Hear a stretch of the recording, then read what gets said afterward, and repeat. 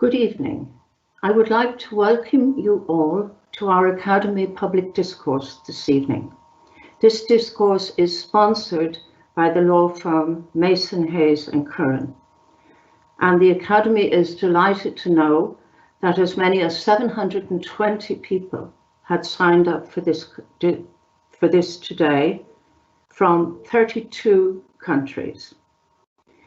For those of you not familiar with Academy discourses, I'm Mary Canning, I'm President of the Royal Irish Academy, and also present with us this evening are Professor Pat Shannon, who is the Academy Secretary, Professor Stephen Gardner, the Academy Treasurer, and our Executive Secretary, Tony Gaynor. Before we begin, we do have some brief Academy business to undertake.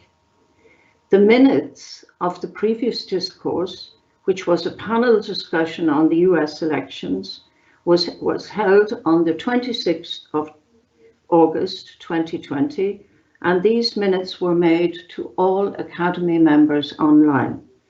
As we have received no correspondence from any members regarding the minutes, they are now taken as approved, and the minute book will be signed as soon as feasible, as soon as this current very difficult situation is over. It is now my great pleasure to introduce our very special guests for this evening's discourse on cultural heritage and recent armed conflicts. Dr. Mounir Bouchenaki is this evening's speaker. Dr. Bouchenaki was elected as Director General of ICCROM, which is the International Study for the Center and Preservation and Restoration of Cultural Property. He was elected in November 2005, and he has acted in this capacity until December 2011. Dr. Bouchenaki previously had a 25-year-long career at UNESCO, where he had been variously the Assistant Director General of the Division of Cultural Heritage and Director of the World Heritage Centre. And currently, Dr. Bouchenaki is acting as Special Advisor to the Director General of ICCROM and also as Special Advisor to the Director General of UNESCO. So we are really honoured to have you here this evening, Dr. Bouchenaki. Responding to Dr. Bouchenaki's discourse will be Gráinne Shaffery, who is President of ICOMOS Ireland, and that is the International Council on Monuments and Sites. And Gráinne is an RIAI Grade 1 Conservation Architect, and that is the Royal Institute of Architects of Ireland. During the discourse, I would encourage our guests to submit questions at any stage throughout the lecture so that we may select a few to address to the speaker after the lecture and after Gráinne Shaffery's response. All guests may like certain questions by clicking the thumbs up symbol so that the most popularly supported questions will be promoted in the questions and answers stream. So now it is my great pleasure and honor to invite Dr. Bouchenaki to present his discourse on cultural heritage and recent armed conflicts. Dr. Bouchenaki, the floor is yours.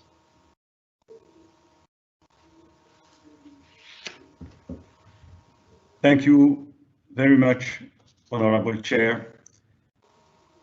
Excellencies, members of the Royal Irish Academy, honorable professors and scholars, dear colleagues and friends. It is indeed a great honor for me to be present this evening at this prestigious academy, virtually of course, and I would like to thank you all for giving me the opportunity to talk on a very sensitive issue concerning cultural heritage and the recent armed conflict. I would like to express my gratitude to President Mary Canning and to Respondent Gráinne Shaffery and also to Mrs. Pauline McNamara and Jennifer, who helped me presenting my PowerPoint this evening. Allow me to start by quoting Mrs. Pauline McNamara in one of her messages to me. I quote, "I was in Dublin Castle last week at the launch by our Taoiseach and by our Minister of Culture, Heritage, at the Gaeltacht of Beyond 2022, Ireland Virtual Record Treasury. While I was at the launch, I thought of you because of the relevance of the project with your discourse topic. During the Battle of Dublin, 28 June to 5th July 1922, which marked the beginning of Ireland's civil war in 1922, Ireland's public records, which were held in the Irish Public Records Office at Dublin's Four Courts, were destroyed in a blaze from an explosion caused by shelling, thereby destroying centuries of Ireland's documentary heritage of Irish state and religious archives, and is an Irish example of destructions in times of conflict." End of quote. Beside targeting human lives, conflicts have a profound impact on human values, cultures, and religions. Increasingly, conflicts target symbols of culture to destroy identities and lead to the deliberate destruction of cultural heritage. Who should react, and by which means? UNESCO, of course, is a unique United Nations body dealing with culture and particularly cultural heritage. As you know, it was created in 1945 in the wake of the Second World War to foster a new spirit of collaboration between countries. The preamble of its constitution reads, "Since wars begin in the minds of men, it is in the minds of men that the defenses of peace must be constructed." And here you have a picture of the Museum of Kabul when I was preparing a meeting of experts on the heritage of Kabul. You see the museum has no door, no windows, but there was a presence of Afghani willing to be present for the protection of their heritage. What is protecting cultural heritage at the international level is the 1954 Convention, which was written by international lawyers knowing what was the past, the two world wars. So in their spirit, they wanted to prepare a document explaining what are the principles, how to respect cultural heritage during war time. A review of the Convention of 1954 was made because we discussed, we thought that this convention was not applicable as it was. When I joined UNESCO in 1982, we couldn't use this convention, for example, in the civil war inside Lebanon. I will come back to Lebanon a bit later. Consequently, a second protocol to the Hague Convention was adopted at the diplomatic conference held in The Hague in March 1999.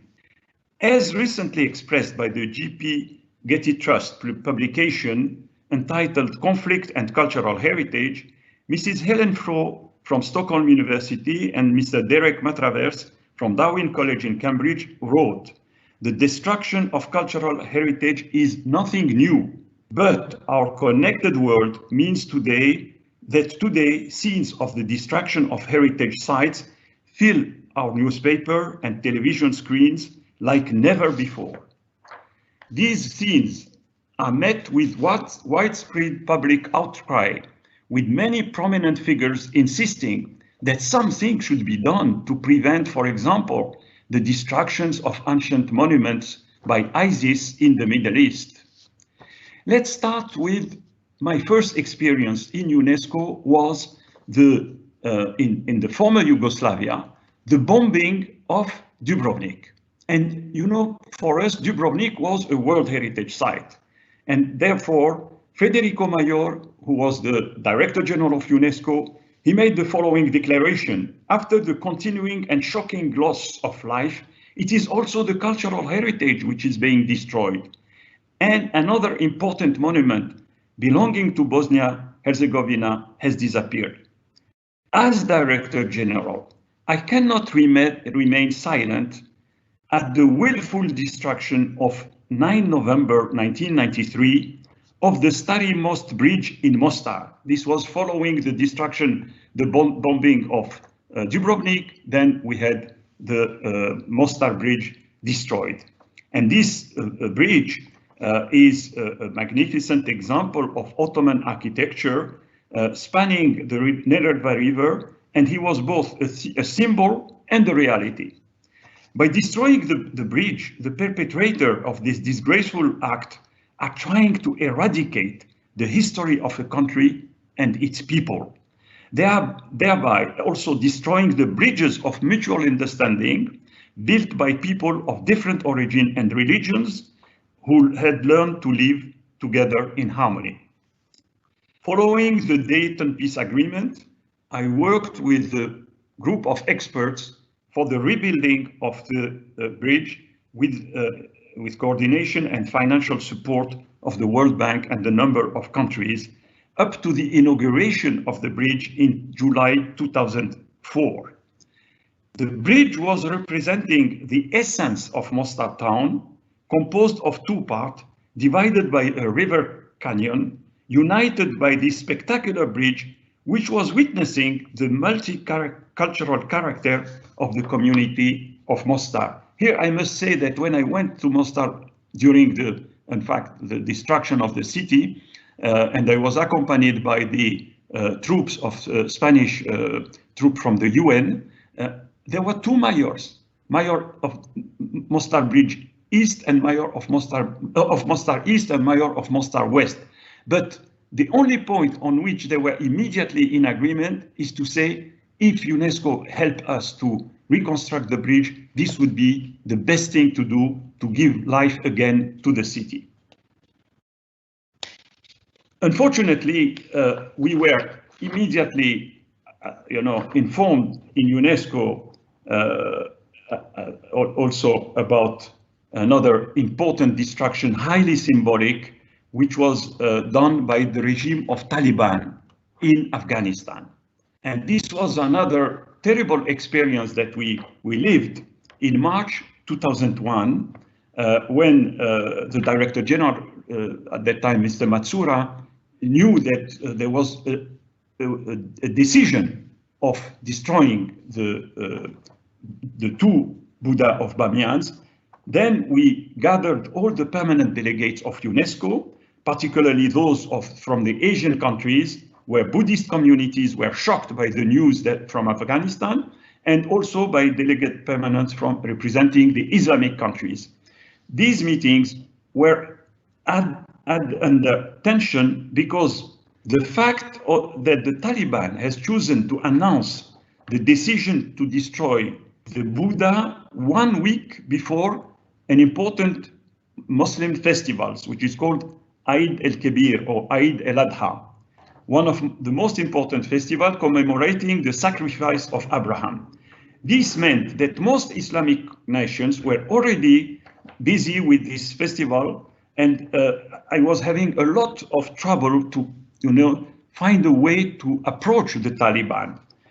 It's a long story. I published an article about this, and I hope I will send it to all those who are interested in what UNESCO did between the 1st of March and the 8th of March, when there was the destruction. And here you see we were received with a group of experts by President Karzai after the fall of the regime of the Taliban. And one of the main questions he was raising in front of the Minister of Culture, who is on the right in this picture, Mr. Rahim, can we rebuild the Buddha of Bamiyan? It's a question that is still posed up to now by the Afghan authorities. And of course, we are discussing it a lot with our colleagues, with ICOMOS in particular, and a number of other experts. Dealing with this particular theme. Then I organized a meeting in Qatar in December 2001, gathering experts of Islamic law. And I remember we put only one item for the meeting, which was Islam and cultural heritage. And fortunately, we came with a Qatar declaration, which was drafted by the most eminent expert in Islamic law, which explained that there were fallacious arguments put forward by the Taliban regime and they should be totally refuted. It has shown, based on concrete proof, that the reasoning was we are able up to now to admire so many archaeological remains in all Muslim countries in the Middle East is a fact, either in the Middle East or in North Africa. We have a lot of monuments which came from antiquity up to now, and during the 14th centuries of Islamic ruling in this area, there was no such a destruction that we are unfortunately looking at during our period. Unfortunately, the damage is also in other places, and I want to show you now another country which suffered a lot of war for many, many years and for terrible human lives. It's the damage to cultural heritage of Encore in Cambodia. After the Paris Agreement, which put an end to the war, what was important is the then Prince Sihanouk asked UNESCO as a first priority action for his return to power in Cambodia. The first priority action was we would like to have Encore inscribed on the World Heritage List.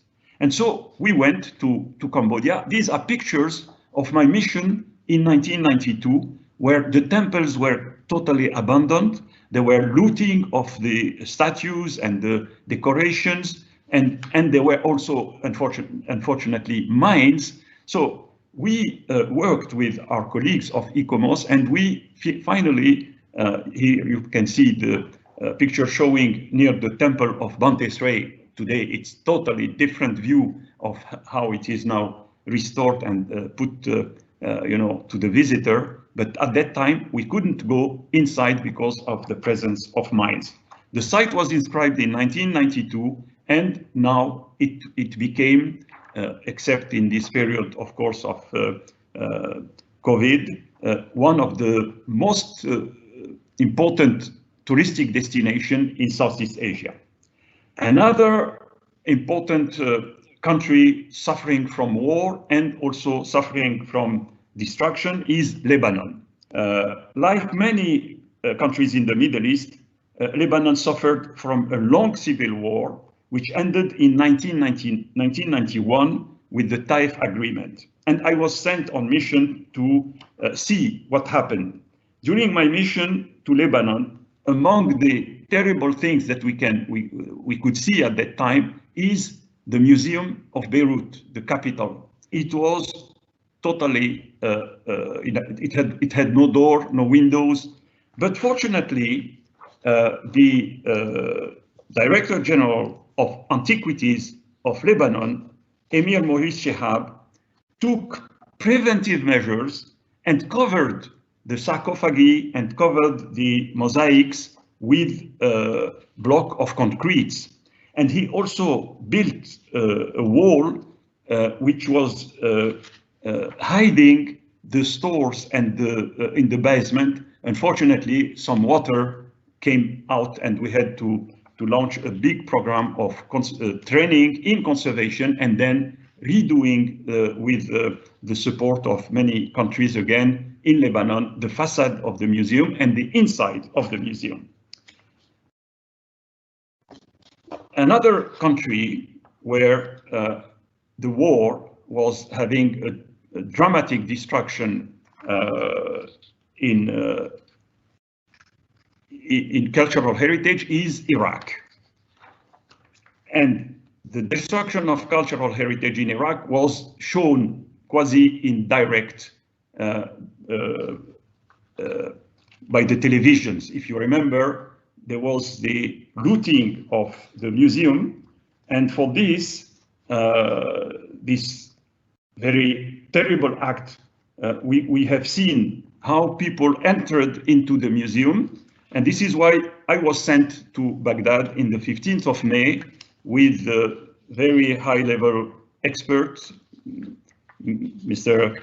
Neil MacGregor, the director of the British Museum, the director of the Massachusetts of Art, the director of the Italian Center in Baghdad, the director of the Japanese mission in Iraq, and we have looked at the, what happened and the extent of the disaster, which was termed as a cultural catastrophe. In the face of such a situation, what should we do? So we called all institutions, governmental and non-governmental, ICOMOS, ICOM, the Blue Shield, the World Monuments Fund, Europa Nostra, I mean, all institutions dealing with heritage were participating to the restoration of what happened in Iraq. And here we can see some pictures of the shelves of the museum. On the left, the director of the Museum of Baghdad. On the right, the American sent to make an investigation about the looting of the heritage in Baghdad. But we have seen also many destruction in the city. The other slides will show you how I was received by the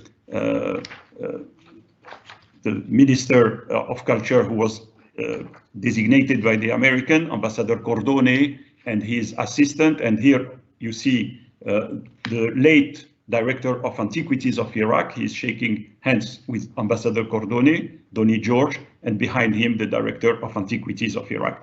But we have seen also the burning of the National Library in Baghdad. We have seen so many destruction that really the situation of the heritage in Iraq was a catastrophe.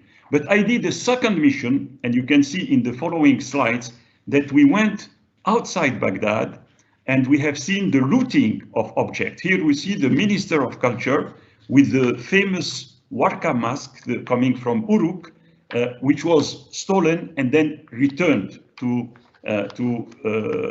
Baghdad.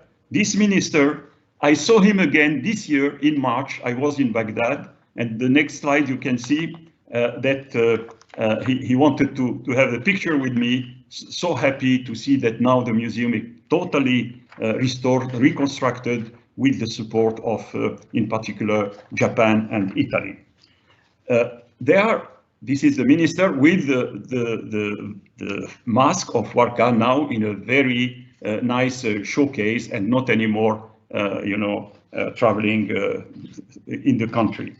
Another very important situation of museums which were attacked is the Museum of the Bardo in Tunisia. You probably remember that during the revolution, which was called the Arab Spring, unfortunately, the Museum of Bardo, it's after these slides, the Museum of Bardo was attacked. This is Tunisia, and you will see the tourists were, taken hostage inside this famous Museum of Bardo, and unfortunately, a number of them were killed, and some others taken in hostage.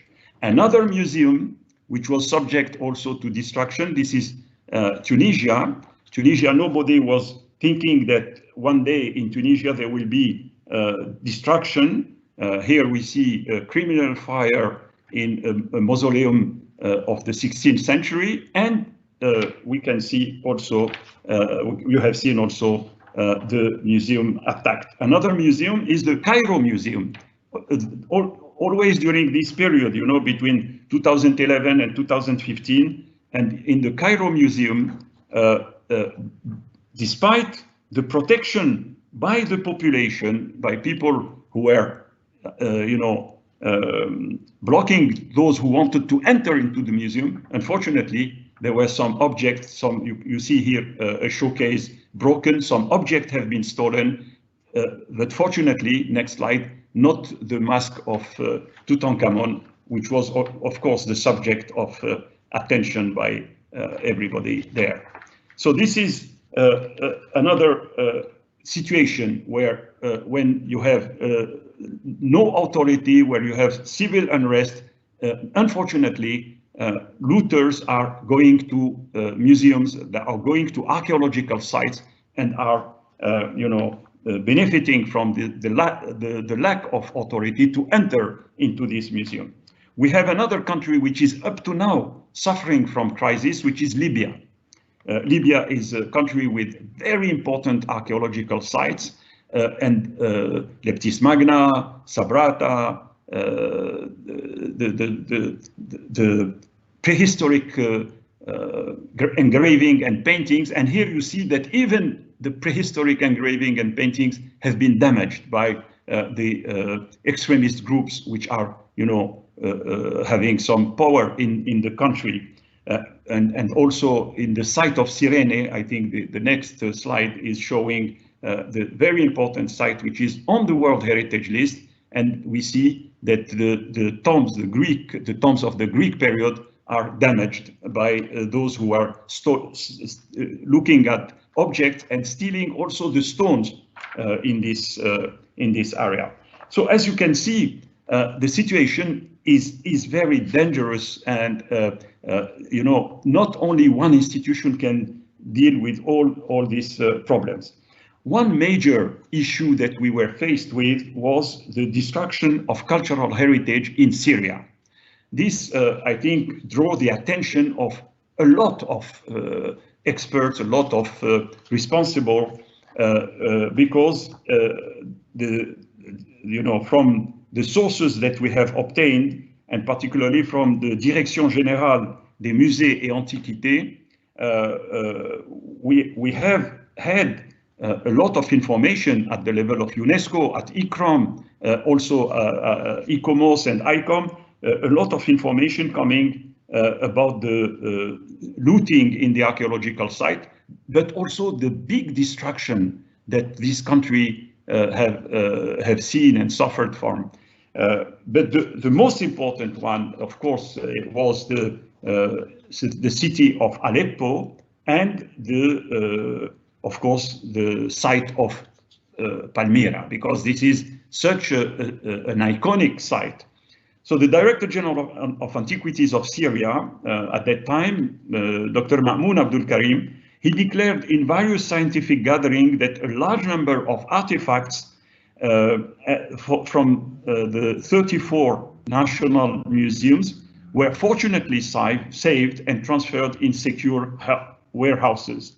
He mentioned that most of the damage to museums in Syria has occurred, according to him, in the northwestern region of the country. But as I said, the most visible damage up to now is, unfortunately, the old city of Aleppo, inscribed on the World Heritage List in 1986, as well as the prestigious archaeological site of Palmyra. And this is why the World Heritage Committee enlisted the 6 World Heritage Sites of Syria on the Endangered World Heritage List. You know that there was also a terrible situation that the Professor Khaled El-Assad, the archaeologist who had looked after Palmyra for 4 decades, he was killed and beheaded.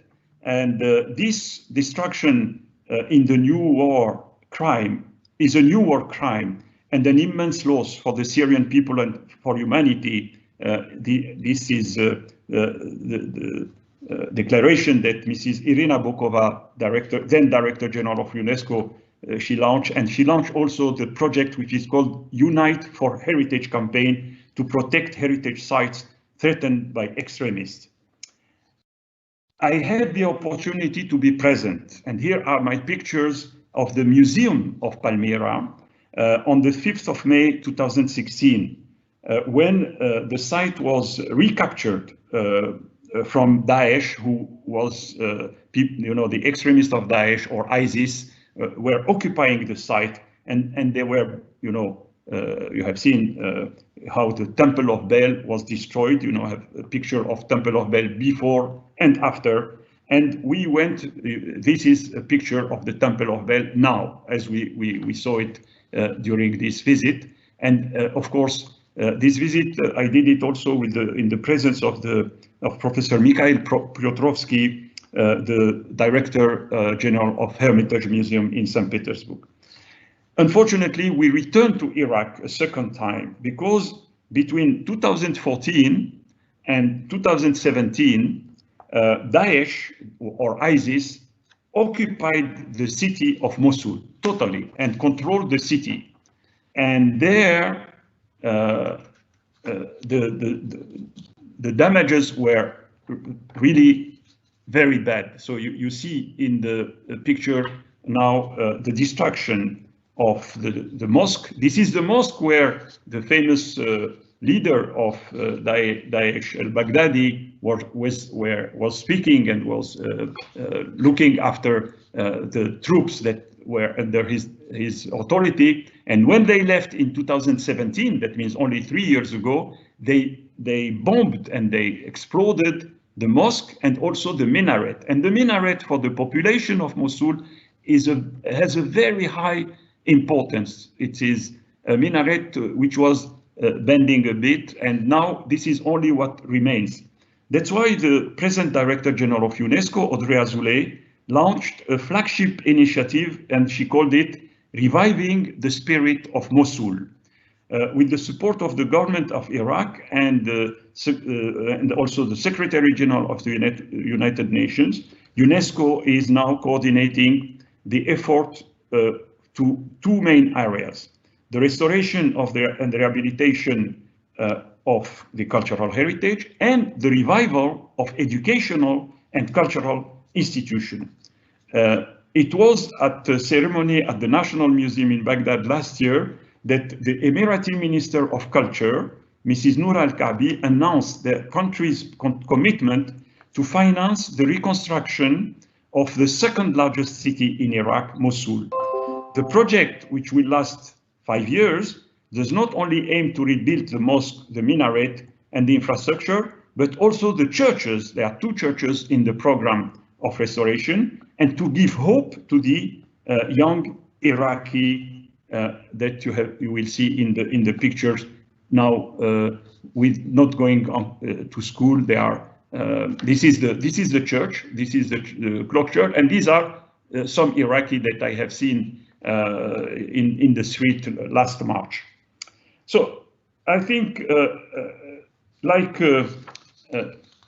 in many similar situations, UNESCO, went up to the UN, and UNESCO Director Generals Irina Bokova and Audrey Azoulay asked the UN to take this question of cultural heritage and armed conflicts into their discussion and in taking resolution.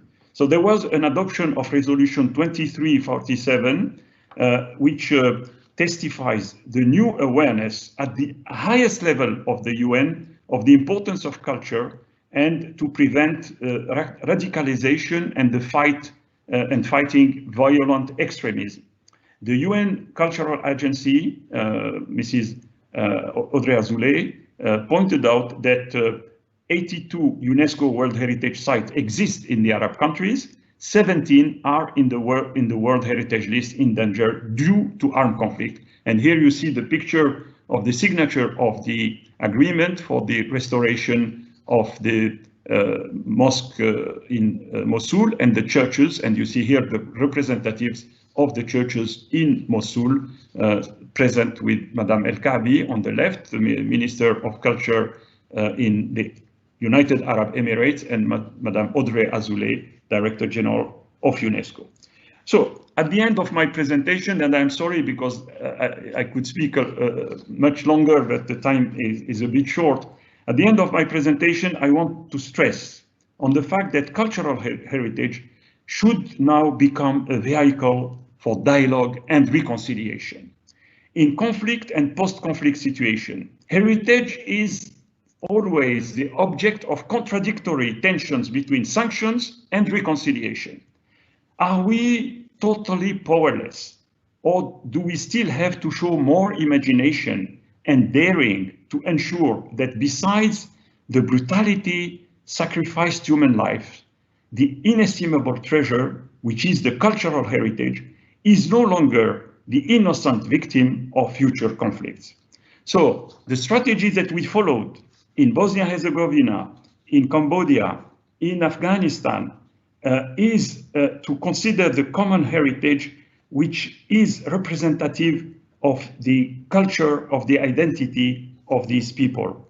For example, the bridge of Mostar, as I said, is the symbol of heritage that links between Muslims and Christians, Catholic and Orthodox in Mostar. And we worked in the reconstruction of the mosque, of the church, whether Catholic, whether Orthodox, and we feel that this is the direction in which we should go.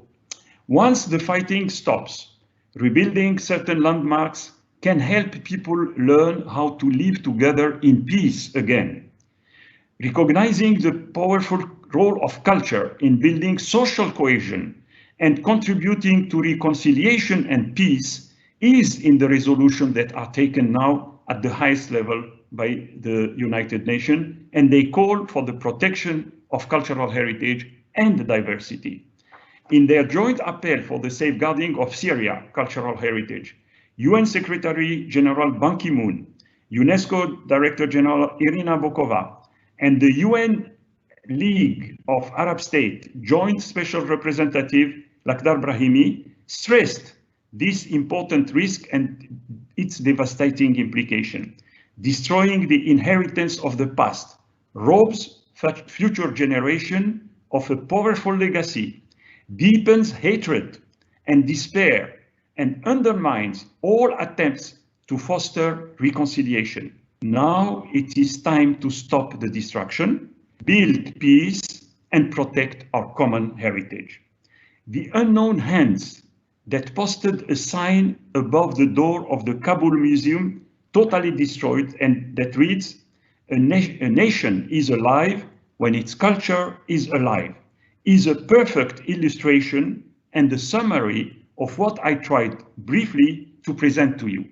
Thank you for your attention.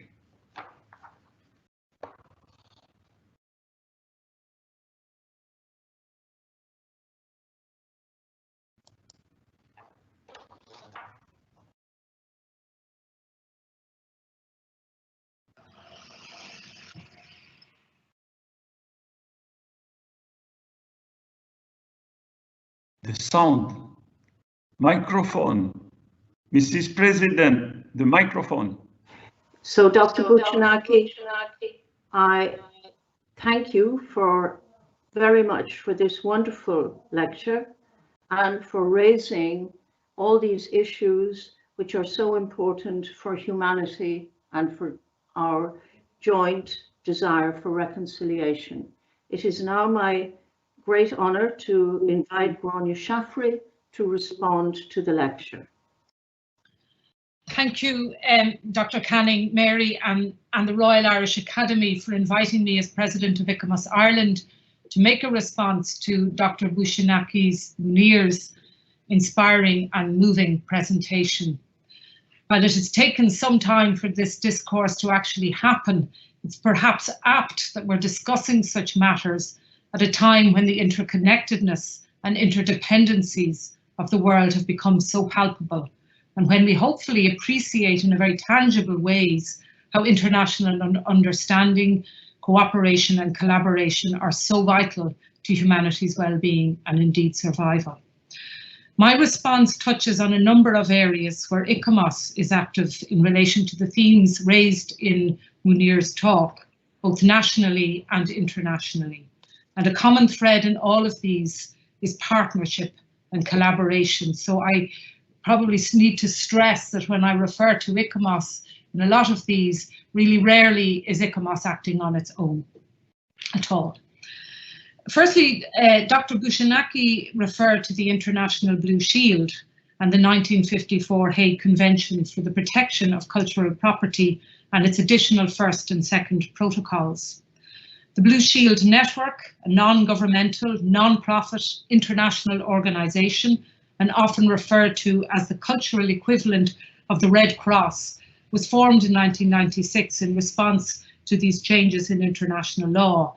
And today it works globally to protect cultural heritage, tangible and intangible, in emergency situations arising from attack in times of armed conflict or civil disturbance, and from natural disasters.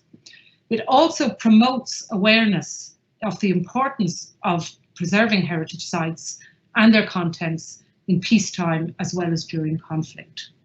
In 2012, the Irish National Committee of the Blue Shield, INCBS, to give it its acronym, was established, and it consists of representatives from the International Council of Archives, the International Council of Museums, the International Federation of Library Associations and Institutions, and the International Council on Monuments and Sites, ICOMOS.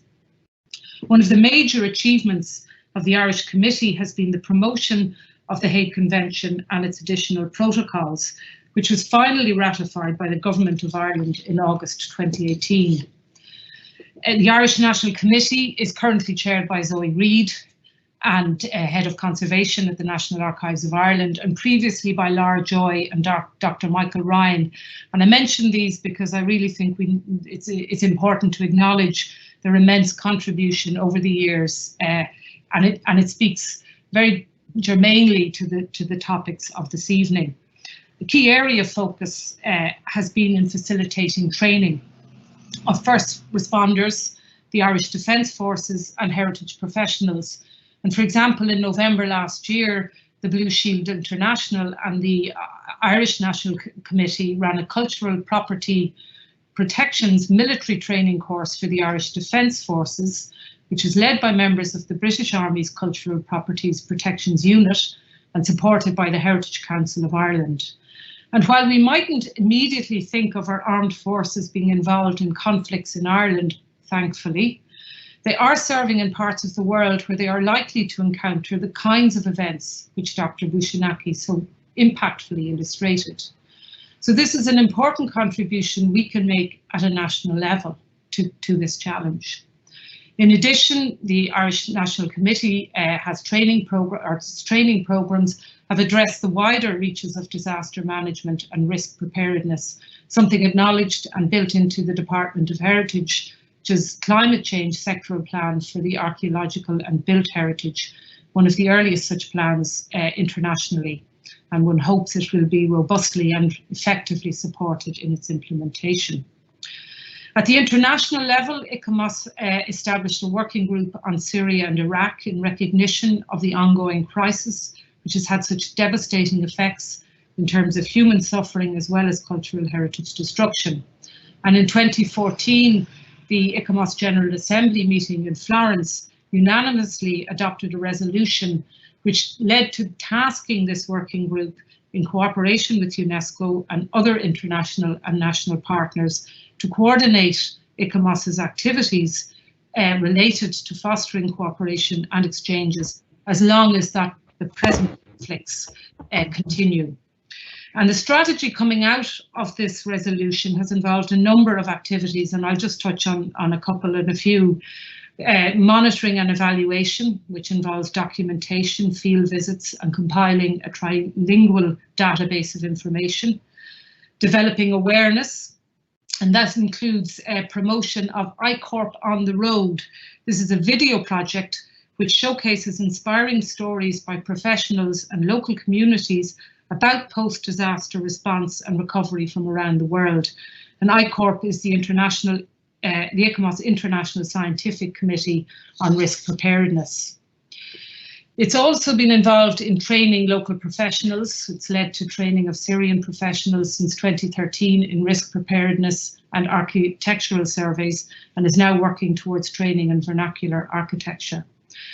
And ICOMOS has been involved in two multidisciplinary partnership projects, and one is Encore, if I pronounce it right, the Arabic for Phoenix, which is a partnership with SciArc and others involving 3D scanning and digitization of built heritage sites at risk of damage, and Amal, the Arabic for Hope, which explores the use of mobile application technologies as emergency management and planning tools for local communities and the capacity building and training around this.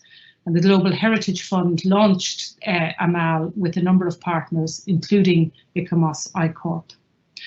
Tying in with the Syria-Iraq concerns, the ICOMOS Recovery and Reconstruction Project came out of the need to give greater thought to a subject which has often been considered as a taboo for heritage conservation. The operational guidelines of the World Heritage Convention state that reconstruction is really only justifiable under exceptional circumstances. So debate around reconstruction has been to a great extent framed around a very particular concept of authenticity, the focus traditionally being placed on material aspects of heritage, while other aspects would really only be considered if the information was proven to be of sufficient credibility. So as our appreciation of the social dimensions of heritage has evolved through experience of immigration, conflict, and other social phenomena, ICOMOS undertook a more elaborate analysis of reconstruction. And there were two very important meetings, one in 2016 and then colloquium, and then followed in 2017, both in Paris, deliberating on this subject. And interestingly, Professor Lachlan Keeley was one of the principal organisers of these meetings. The aim was to stimulate dialogue between the professional heritage consultants and academic heritage experts. And the papers of these deliberations are published and available on the ICOMOS website. And it has also led to the publication of a guidance document on post-trauma recovery and reconstruction for World Heritage Cultural Properties. And subsequently, ICOMOS has been assembling global case studies of reconstruction. 6 are currently published online, and there's another further 3 to be added shortly. Now, obviously, reconstruction is only one part of the dialogue. I'm interested in Dr. Bouchenaki's thoughts. I mean, in terms of Palmyra or Aleppo, and one is a city and one is a site, and there are challenges in where do you prioritise and how do you prioritise. But finally, just to come back to Ireland, and ICOMOS Ireland recently launched a publication called Other Stories, Cultural Heritage and Society.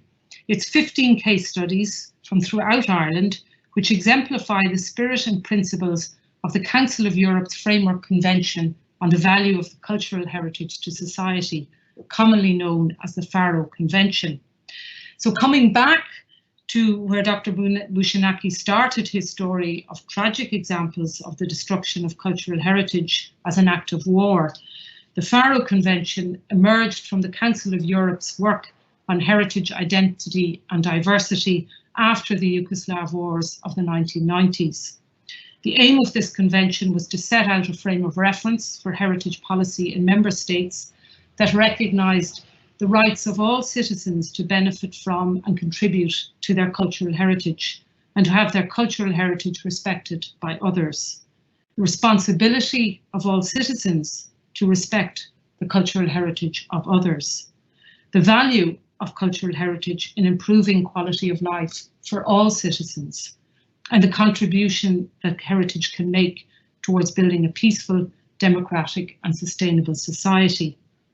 ICOMOS Ireland took on this project as part of European Year of Cultural Heritage as both a research and to advocate to our own government to sign and ratify the Pharaoh Convention. Italy very recently became the 20th country to ratify. Ireland still has to do that deed. We may never be able to fully protect cultural heritage from being a target of war. However, there's much we can do during peacetime to create the dignified conditions for understanding and respecting the diverse cultural heritage shared by humanity. And I just thank Mounir and the Royal Irish Academy again for inviting and for the opportunity to respond to a very timely and serious discussion, and I'm looking forward to the further discussions now. Thank you. Thank you. Thank you very much, Gráinne Shafri, for those remarks. We have many questions this evening, and it's my job to group them together and to do the best I can with the many issues that participants are raising. So I am going to put two sets of issues to you, Dr. Bouchenaki. Yes. And I think they're grouped together. Do you believe there might be ways in which the 1954 Hague Convention could be transformed to a more effective tool for the protection of cultural heritage in armed conflict? And there is another remark there. Do you think it has enough teeth at the moment, particularly as there are ongoing armed conflicts as we speak this evening? Yes, thank you, Madam President, about these questions. These are essential, of course, and you have seen that my first the beginning of my presentation was about this very important text, which was the first document of the normative action UNESCO has done since its creation. And my colleague and friend, President of ICOMOS Ireland, has also insisted on the importance of the convention and its second protocol, because when it was adopted with the first protocol, and then there was a second protocol. I think that those who raise this question are totally right in asking about ways of transforming this convention in a more effective tool. And it was really the concern that we had when we saw a number of conflicts starting and not being able to use the principles and the elements which are in the convention to speak with the bodies which are not recognizing the convention, because they are groups, they are people which are not recognized by the UN. So that's why it was very difficult for us, for example, to go to Lebanon and to speak to the various groups which were fighting between themselves. We had to wait until the end of the conflict and to wait until there is an agreement. Then we can enter into discussion, and then, and we did it with many countries, present the spirit of the Convention of '54, which is not only to speak about the war, but also to prevent the war, to have an action of prevention and training, even also for countries having not yet ratified. I remember I worked a lot with an expert from the United States, Mrs. Fleming, to make sure that the content of the convention be put at the attention to the military, to the American military. And when I remember there was the action of the United States against Iraq, yes, we sent letters and to United States and to explain that in Iraq, and we gave a map of the various sites, archaeological and historical, and the museum, saying these are it's a very important region. It is one of the region that we consider the cradle of civilization, and be careful when arriving to Iraq not to make any damage to Iraq. Unfortunately, and then we had many meetings afterwards, after 2003. Unfortunately, when American troops entered Baghdad, they put troops and prevention only on two ministries, Minister of Oil and Ministry of Interior, and they completely ignored the museum. And this is why, the museum, the library, National Library, the archives, other museums, they were completely damaged because there was no any more power in the city. I remember I was there mid-May 2003. That means only 15 days after the fall of the regime of Saddam Hussein. and it was total chaos. And that's, I think, this is the problem is the convention, and we all know. I mean, I'm not a lawyer. I am a conservator and an administrator in culture, but I know that the convention of 1954 is not easy to implement. That's why we thought that the second protocol adopted in 1999 would be giving more tools, even in times of peace. And now there is an intergovernmental committee following the implementation of this second protocol. This is what I can say about the situation. And I know that, for example, now there is unfortunately a conflict going between two countries. In this case, yes, UNESCO can ask for the respect of population, civil population, and the respect of monuments and sites, because the two countries, Armenia and Azerbaijan, are signatory of the 1954 convention. This is what I can say. But it is true that we need now to work also on more sensitization, more raising the awareness at different level of those who are intervening in the situation of crisis. You know, when I was in charge at UNESCO, I was also going to see the International Red Cross in Geneva to see if it is possible to intervene, because the only body that can be very close to the field of battles is the Red Cross. We had also a very interesting presentation by Italian government that their army, because they have an army, a group of the army which is called Carabinieri per la tutela del patrimonio culturale. We had an offer by Italy, and we signed an agreement. The Director General of UNESCO signed an agreement with the Italian government that Italy military groups can be assisting. But it is a process which is very complicated, because you cannot send any army without the approval of the United Nations.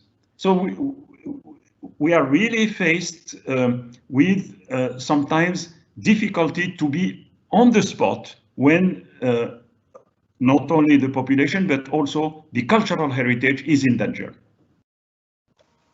Thank you very much, Dr. Bouchenaki. Let me ask Grania, do you want to add any comments to that at this stage? I think Dr. Bouchenaki has given a very fulsome response. I suspect that the training is a key one, and he mentions the Armenian and the issue at the moment, and where it has the ICOMOS and the Blue has supported the Blue Shield statement, which acknowledged that both parties are signatories to the Hague Convention. And but it's a challenge. I think I'll let you pass on, because I know, Dr. Canning, there are many questions there. So okay, well, let me just put another very direct and short question to you, Dr. Yes. Bouchenaki. How successful are efforts now in the process of the return of looted objects? You mentioned this, yes, in relation to Iraq, and there have been several questions come in around that subject. Yes, this is a very, one of the main issue always when there is, chaos, when there is unrest, when there is no power controlling a country, then the looting is really booming. We saw it in Cambodia, and we had really examples, very strong examples of objects leaving Cambodia, going into Thailand, and then from Thailand, going into marketplaces. We saw it in Lebanon. Many objects have been stolen, and we saw it really in a big proportion in Syria and Iraq. So what can we do in this situation? First of all, we have what we call the UNESCO Convention of 1970, which is the convention which has been, adopted to fight the illicit traffic of cultural property. We work very closely with ICOM, the International Council of Museums, and ICOM has done a fantastic work in presenting in each of these countries in danger what we call the red list. So we work very closely with ICOM in order to really make sure that immediately we can submit to different countries what are the specific objects, because here also we have to be very careful. We don't have always catalogs, we don't have always all the description of what exists, and also what objects are looted from an archaeological site.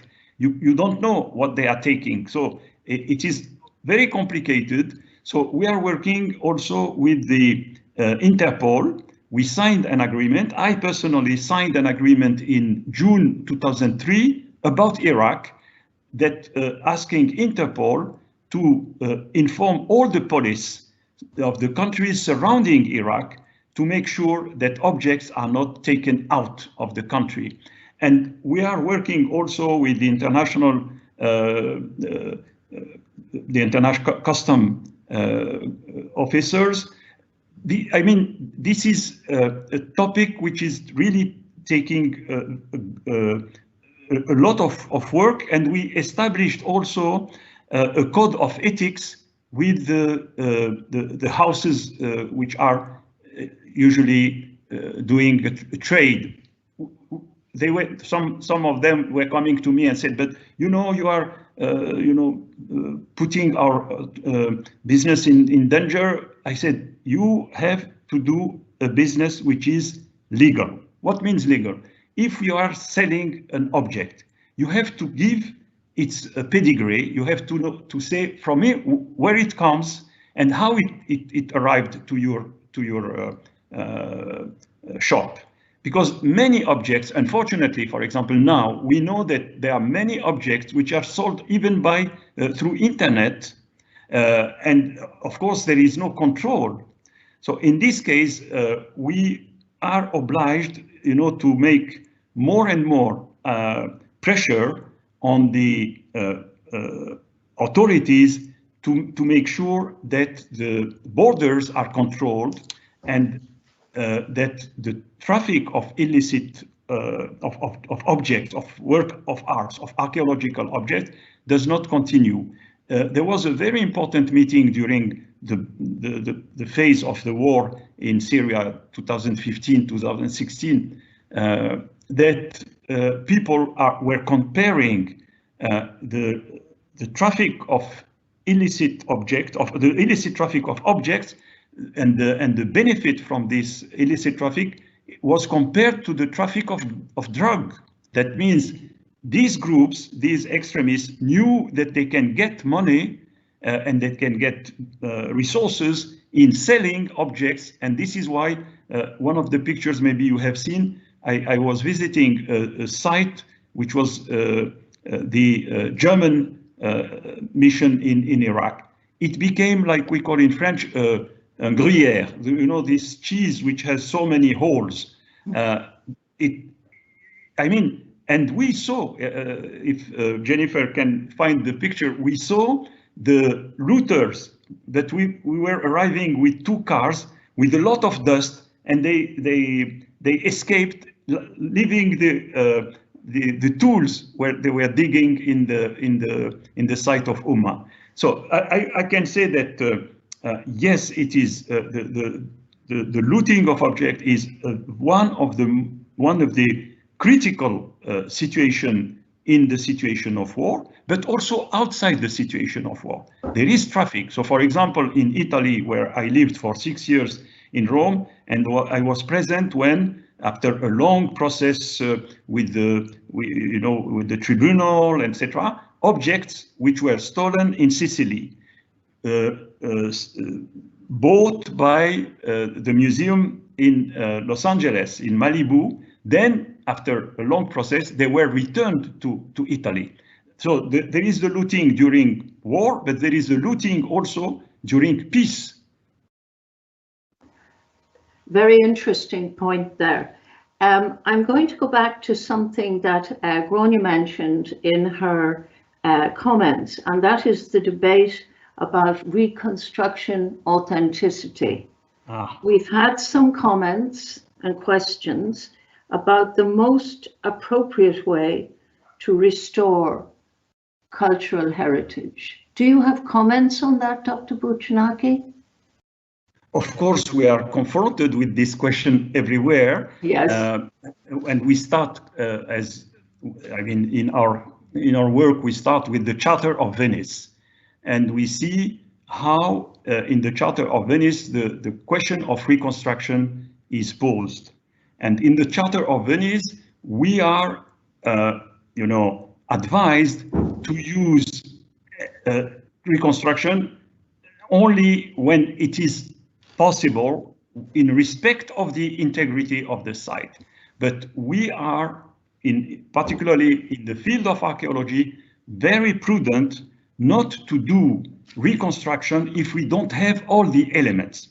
I explained very quickly that the Afghan government is asking us since 2002, we want to rebuild the Buddha of Bamiyan. And our reaction, with a lot of meetings with ICOMOS in many places, in Rome, in Paris, in Munich, and what our position is, we cannot reconstruct this Buddha. Why? Because we don't have the element which can present an authenticity of the site. What remains from the Buddha is only rubbers. Our German colleagues did a fantastic work of, surveying and mapping each block, and we have a map showing the position in the cave, in the niches where they were built. But when they presented this to us, many like me were saying, but dear friends, this is a patchwork. This is not the Buddha. And it is very difficult, and for me, this is my personal opinion, it is impossible to reconstruct such a Buddha if we don't, because it is not like, when you have a building like Borobudur, a temple, when you have a temple in Cambodia, where we have stones which are fallen, then it is possible to make what we call anastylosis, which is putting the stones as they were, where they were, and sometimes you have to add one or two pieces to consolidate. For example, in Palmyra, we had a lot of discussions with my friend ICOMOS France, and we were saying the Temple of Bel will be very difficult to reconstruct. Why? Because the block exploded. On the contrary, the arch of the main street of Palmyra are fallen and they are not destroyed. So it is possible to do a reconstruction. So this is a question that we had always during our work. And I had a long discussion with my friends, particularly in England, about the reconstruction of the bridge of Mostar. Was it a restoration or was it a reconstruction? It is half and half. Why? Because we were helped by the Hungarian army to recuperate the blocks of the bridge when they fall in the Neretva River. Then we used the same cave where the stones were cut in the 16th century by hand, like it was done at that time. But of course, we ask engineers, Italian Professor Macchi, Professor Croci from ICOMOS Italy, to explain how we can have a bridge consolidated. And there was reconstruction and introduction of cement into the new bridge. But the great part of the blocks which are used for the reconstruction of the bridge are original blocks. This is always, I mean, we have the principle, we have the Charter of Venice, we have a number of documents from ICOMOS about the reconstruction and many meetings about reconstruction. For example, we had, this is the picture of the bridge when it was finished. The philosophy of the reconstruction was based on the wish of the population, what they want. I have a good friend who is one of the best architects for restoration in Italy, called Professor Andrea Bruno. He proposed to us to have a bridge transparent, to have only the form. He said there is no authenticity. In this case, let's have only the authenticity of the form. But the population said, no, we want like the philosophy of Cesare Brandi, com'era, dov'era, as it was, as it was. And I had the same discussion last year with my French colleague about Notre Dame, because, as you know, President Macron made a statement saying, we want to make something contemporary to change what was done by Viollet-le-Duc in the 19th century. And the majority of the experts and the population said, no, we want the Notre Dame as it was. So it was not authentic, but it was a reconstruction of what was authentic in the 19th century. Well, that's fascinating. Com'era, dov'era. There are quite a number of comments coming in about UNESCO's definition of heritage, and maybe we could group a couple of those together. Dr. Bouchenaki, how might we deal with conflicting claims and interpretations of cultural heritage? There's some comment that perhaps UNESCO is too ethnocentric or involved with Oriental romanticism. Is there a philosophy behind the way you think about culture? There's quite a lot of comment on that coming in now. No, this is a very, very important question. I think it needs a long discussion, but let's address it, this way. The question of heritage has been taken up essentially since the Congress of ICOMOS in 1930, where they started to make a definition of cultural heritage, because in the beginning, particularly in the West, where there were principles already established about monuments and sites. The first movements, for example, after the revolution in France, or on the basis of philosophy of Ruskin in England or in Germany, is to have a preservation of what is the legacy of the past. And even the word patrimoine, heritage in French, is coming from Latin, what father has left, the legacy of the father, pater moneo. This concept start evolving in parallel with what was coming from the Renaissance period about the admiration of the work of art of the Roman and Greek period. And the first elements of appreciation for cultural heritage were coming from the admiration of high-level society about work of art, and this was the beginning of the collections in the 18th and the 19th century in many countries of Europe. It's only in the 20th century and the first part of the 20th century that the definition of cultural heritage starts building up, including not only the beautiful monument, historical monument, because already in the antiquity we had the seven marvels, but also what is representing symbolically the value for a given city or a given country. And the definition was established on this basis, you know, including the elements which have been coming from the past, the elements which are visible, but also the elements which are not visible, like archaeological sites that are part of cultural heritage.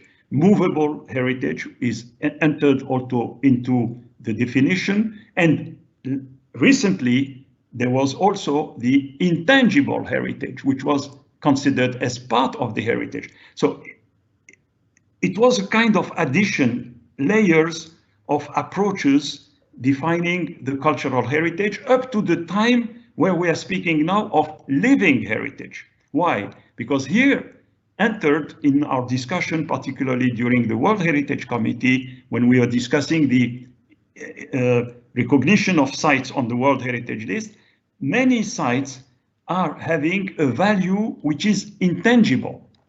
And then there was a meeting in Nara in 1994. The Japanese were not very happy with the approach that we have in the West about the reconstruction and about the authenticity. Because for them, their temples are authentic, but they are made regularly, exactly as they were built, and essentially with the same material, with the same techniques. And this, you can see it in Japan, you can see it in Korea. And this is why, in addition to the Charter of Venice, which is, as I said, the pillar, the basis of our definition of cultural heritage, then we have the Nara document, which was added, plus, and the Nara plus 20. After 20 years, there was also a meeting in Nara. So to be brief, the concept of cultural heritage today is a very large concept, which is very far from the original concept established, you know, by philosophers and thinkers of the West, of England, France, Italy, and now, of course, we are slowly also looking at how this concept is seen in China, in Japan, in India. These countries have their own vision of cultural heritage and also their perception about what to do with this heritage. Yes, and I think that's very helpful, because you have covered some of the points which I see coming up all the time on the questions in terms of the international spread also of UNESCO's focus. Gráinne, I'd like to turn to something that you mentioned. You talked about the Blue Shield network. Mm-hmm. Do I have you there? Yes, you do. Yes, yes. Thank you.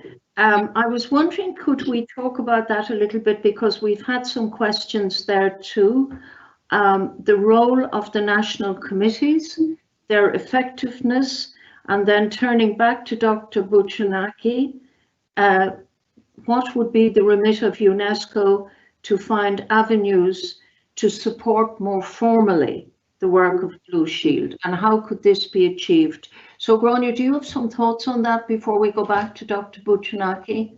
Well, I suppose coming at it from, say, the Irish perspective, and I think it's useful, because in some ways we could feel at a loss a long way away from some of the events that Dr. Bouchenaki is talking about. But as I tried to indicate in my response, that one of the key areas, the Irish National Committee of the Blue Shield, which is a partnership organisation, has been focusing on training and facilitating training of the first responders, like the fire authorities, like the defence forces, and the heritage professionals as well, so that they are properly trained to take on some of the challenges that they may encounter. And again, I think Dr. Bouchenaki has explained that very often is that you mentioned trying to make contact with the Red Cross, is the people who are going to be first in contact, or indeed probably as importantly is making preparations in advance of any destruction through conflict, so that the preparation, the training, the recording, the knowledge, often very, very simple things but it's about having a rigor and a discipline. And I think one of the interesting things that has come through in ICOMOS's discussions or presentations we've had on Blue Shield has been how much we can learn from a kind of a military discipline in the managing and protecting around cultural heritage. So Blue Shield has a role at a local and a national level. Sadly, to some extent, it's not very well supported, and I think it has managed. It has the training I mentioned last November was supported by the Heritage Council, but when you think about how significant and how important those people who have been trained may become, and the kind of situations and scenarios where they may be actually forced or the key person addressing the protection of a World Heritage Site, their support and their funding for this training is very significant. So I think it has a role. It has a role at a national level, even for countries like Ireland that might see itself as a long way away. And also, I suppose, we are influencers, and our role in an international level to be seen to maybe take a leadership or lead by example is also extremely important. So Dr. Bouchenaki can probably give a broader international perspective on this. Thank you very much, Gráinne. This is going to be the last comment we're going to ask from you, Dr. Bouchenaki, as I see time is going on, and you're sitting in Bahrain, which seems very unfair. It is nearly 11:30, but I am fine. I can continue. No, these subjects are so important, and it is good to have such kind of questions and dialogue. In fact, because of my age, I saw the birth of the Blue Shield, because this was exactly linked with the first question: how can the 1954 convention be more effective in the field? And I remember that we had meetings in Netherlands, in Belgium, and the idea was, growing up. Now I know very well the president of Blue Shield because we were together in Iraq, Mrs. Corinne Wechner, and I am, of course, not only a supporter, I'm an admirer, because these people are doing, as Gráinne said, they are doing a very, very important job, very important role in this situation of crisis. And I think, like many other institutions, today they need support. The problem of UNESCO actually is that we have to find the resources. Each time we have a conflict, for example, when the conflict in Cambodia ended, we had countries launching, initiatives, and there were two countries in this case, Japan and France. And we met in Tokyo, and we created what we call the International Coordination Committee for the Safeguarding of Encore. And we did not only safeguarding, for the safeguarding and development of Encore. I know that in this kind of bodies where the countries are putting some resources, yes, I think this is the possibility for the Blue Shield also to benefit from such resources. But I am also in contact with big institutions, Council of Europe, in the picture I showed when I went to Mostar, I called my colleague, director of heritage in the Council of Europe, my Spanish colleague, his name will come, and we went together because I think that in like now, for example, Beirut, after the bomb, the explosion of the harbor and the many, I mean, it's like in a war, demolition of houses, damage to the museums, etc. What we are suggesting, and I had a similar meeting with many institutions speaking about how to help Beirut. I said, you know, now we have many institutions. I think the important word is coordination. It is important if we know that, for example, the World Monuments Fund, the Getty Conservation Institute, the Europa Nostra, I mean, instead of going alone, each one towards Lebanon, for example, why don't we constitute a kind of consortium of different institutions dealing specialized in conservation, in preservation, and the Blue Shield can also find its place in such movement. I don't believe actually with the scarcity of resources, even at the level of UNESCO, you know, that one of the major donor, United States, left UNESCO. So we are obliged to make always fundraising, particularly for cultural heritage. We succeed, you know, like, for example, Emirates are giving resources to restore the church and the mosque in Mosul, but we have always to fight to find the resources. As I said, I admire the Blue Shield. I know the people of Blue Shield. Corinne is my friend, and I would like to make sure that in my modest role, give my support to coordination action whenever it is possible. Thank you very much. I'm afraid time is beginning to run out. Judging by the number of comments and questions, people have an appetite to continue, but I would just like to thank you very much. We didn't talk just about recent armed conflict. The conversation has ranged back to antiquity. Some of the people are commenting on Alexander's burning of Persepolis and moving on to Sana'a and to Palmyra. Yeah. So it's been very wide-ranging, very profound about our common humanity and the need for reconciliation. I would like to thank you, Dr. Bouchenaki and Grania Shafri, for a most interesting discussion, and the audience for your questions, which have kept me very busy reading them. And as I say, I would like to apologize that we couldn't just take everybody's question. I would like to thank the Secretary of the Academy for organizing the Academy's discourse program. And I'd like to thank our sponsors, the law firm Mason, Hayes & Curran. The next Academy discourse will be Astronomy and Poetry by Jocelyn Bell Burnell, and that will be on Thursday, the 10th of November 2020 at 7 p.m. It will be held online, and the booking details are available on the Royal Irish Academy website, ria.ie.